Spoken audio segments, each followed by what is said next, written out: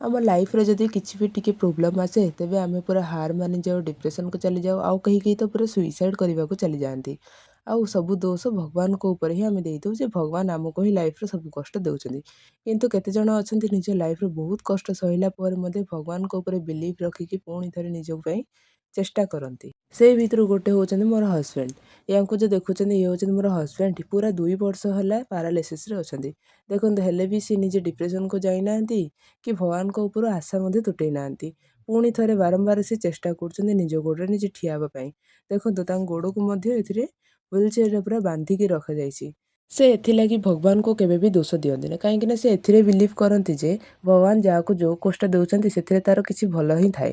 ଏହି ଜିନିଷକୁ ବିଲିଭ୍ ରଖିକି ସେ ପ୍ରତିଦିନ ଏମିତି ଠିଆ ହେବା ପାଇଁ ଚେଷ୍ଟା କରନ୍ତି। ପୁଣି ଥରେ ହାର ମାନନ୍ତି କିନ୍ତୁ ଡିପ୍ରେସନ୍‌କୁ ଯାଆନ୍ତିନି। ପୁଣି ଥରେ ଆଉଥରେ ଚେଷ୍ଟା ହିଁ କରନ୍ତି।